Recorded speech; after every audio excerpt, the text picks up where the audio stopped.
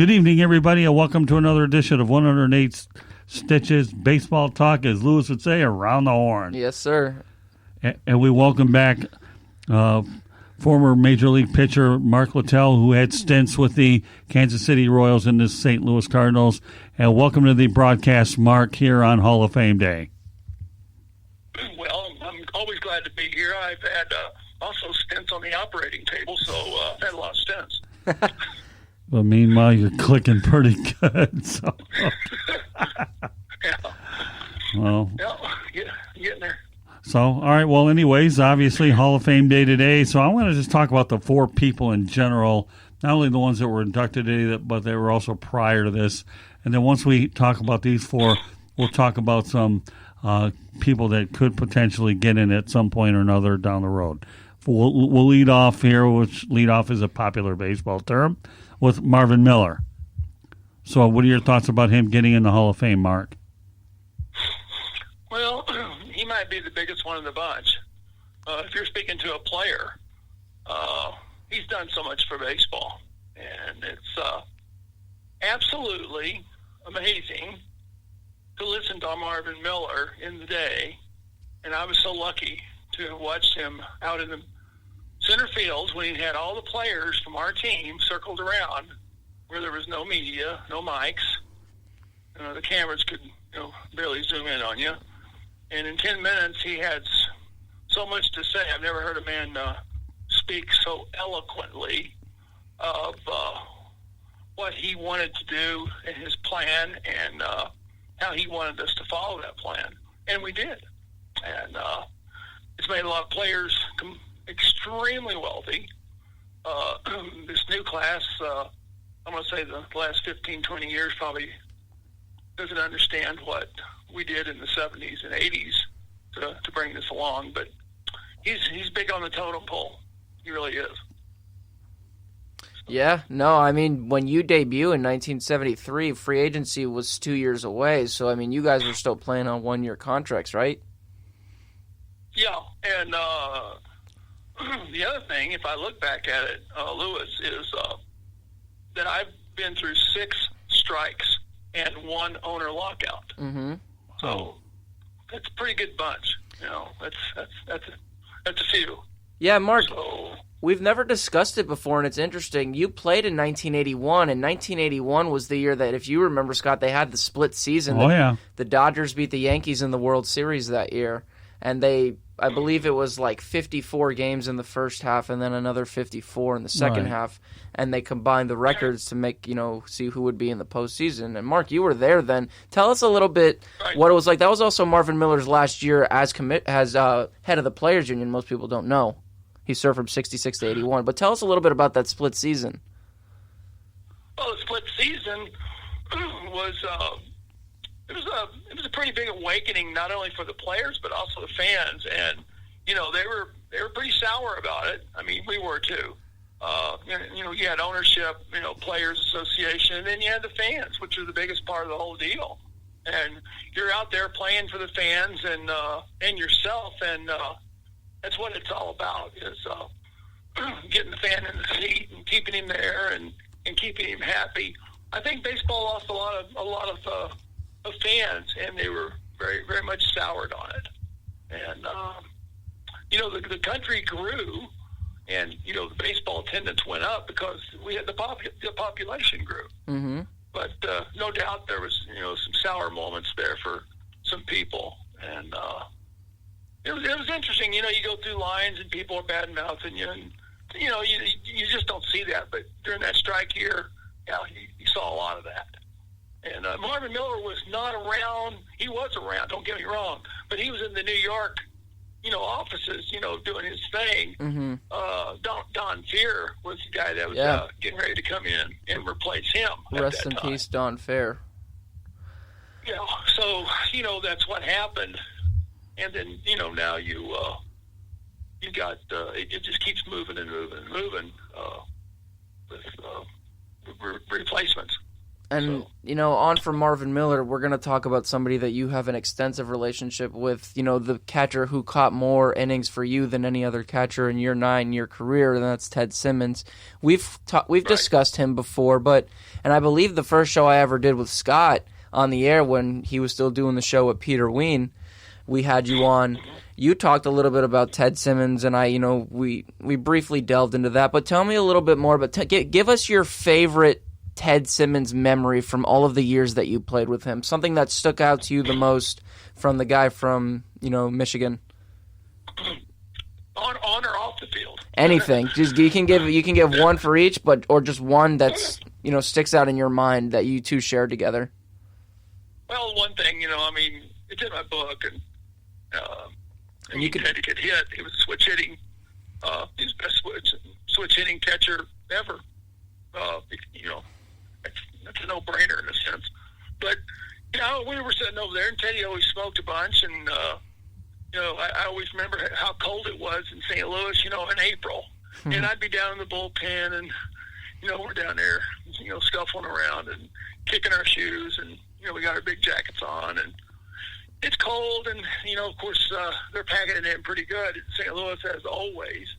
And you'd see the players running off the field. It's like faster and all crap. And the reason that they're running off the field is so they could get their cigarettes back then. So a lot of guys smoked. And there's about 5 or 6 guys on the starting squad that smoke. And everybody thought, oh, look at them running off the field. Well, they're running off the field so they can get, make maybe 2 or 3 cigarettes in between the inning. And Teddy would go in there, and he'd, pretty much put a whole pack in his mouth. He had to light it with a torch. And you'd see all this smoke coming out since it was so cold out of the runway where it was went up the ramp right there, and it was like a smoke signals. I'll never forget it. But nobody ever really told him to tone it down. But I went up to Teddy one day, I remember, and I think we were playing the Pirates, and I can't remember who was pitching. And I said, hey, Teddy, can you hit this dude? And he's sitting in the bottom of his locker, and he's smoking a cig, and he's got those loopy-looking eyes of his, and he takes a drag, and he looks down, and he takes the cigarette out, and he puts it back in his mouth, and he looks up at me, and he says, I can hit anybody. That's all he said. and he could. He could hit anybody. There's no doubt about it. Do you remember the first time you two met each other? It's in spring training, shook hands, that's about it, and, I think he switched over. He wanted to catch me in the bullpen just to see what I was like. And, of course, when you do your first bullpens, you're not really throwing, you're not blasting it in there. You're just trying to get your work in. Mm-hmm. But, eventually, he said, Jesus Christ, you got a hell of a slider. And I said, yeah, sometimes. So, but anyway, Teddy, I remember we had an off day in Philly one time. We flew in. We opened the bar up. Reopened the bar up because the bartender was coming out, and he said, they said, where are you going? He said, I'm closing our up. He says, no, you're not. We're going to take it over. So the Cardinals took it over pretty much about 1 o'clock in the morning. And so anyway, Teddy got the idea, and Reedsy, and could have been Oberkfell and me. And so we find a car somewhere, and we head down to, what's the, where all the casinos are outside Philly. Anyway, we head down to the beach over there, and I should know this, and everybody knows this. But anyway, we headed down there, and we actually went swimming. It was colder than crap that night, and we told the bartender we were going to go swimming. Went swimming, went back in, and got something warm to drink. We went down to Atlantic City. It's about an hour outside Philly, mm-hmm. where we stayed. We came back, and the sun was coming up. You got to remember we have an off day now. Mm-hmm. So you remember the thing Rocky went up out there, where he ran up those big steps. He was jumping up and down. Yeah, fists in the air. Well, that's exactly what we did. We parked the car at the base, at about 6 o'clock in the morning, and there's cars all over the place coming in. We just parked it right on the sidewalk, ran right up the steps, all the way up the steps, and started jumping up and down. That's interesting. And we were pretty much shot at that point, and then came back down, got in the car, and went back to the hotel, went to bed. Well, so it's no secret that Ted Simmons' candidacy is long overdue. Mark, my question to you is this. Do you feel that being in a small market town like Milwaukee hampered his chances of getting in sooner? No, not at all. You look at Milwaukee. Milwaukee went to the series. Mm-hmm, right. 82. Right. And he wasn't there that long. He was on the tail end of his career. Right. I mean, if you're going to say that, you might as well say St. Louis. They're more. Yeah, St. right. Louis is the one in the middle of the country, too. Right. Mm-hmm. Okay. Good grief. But St. Louis draws 42,000+ right now, whereas the Dodgers draw a little bit over right at 47,000. Right. Yeah. And you've got well over 15 to 17 million in that metropolitan, where in St. Louis you have 2.5, and they're drawing, my gosh, that says a lot about St. Louis. It leaps and bounds the number 2, and it's percentage-wise, it's crazy. Yeah, but it's really amazing. If you've never been to a ball game in St. Louis, especially in this new ballpark, mm-hmm. and you see the arch out there in center field, and you see all red, and it's all punched up. It's full. It's full. It's pretty amazing to sit there and watch that. It's not like going to Miami or, down there in Tampa where you guys sit there and watch, oh my gosh, what's this? Right. I guess a bunch of ants. You got a bunch of ants out in the stands. Out there. You don't even know how many people are in the stands. Well, I guess when I talk about small media market is really what I was referring to, where Milwaukee's one of the smallest media markets in the country. Mm-hmm. St. Louis isn't much bigger. Do you think that sometimes though hampers a candidate's ability to get in, being a smaller media market? Oh yeah. Yeah, because, you're right. I mean, Milwaukee's a great baseball town. They pack them in. St. Louis, we all know they're a great baseball town. But, yes, I guess my reference is small media market. Well, you've got, you got Texas, and you got Texas and Kansas City as well. Kansas City right.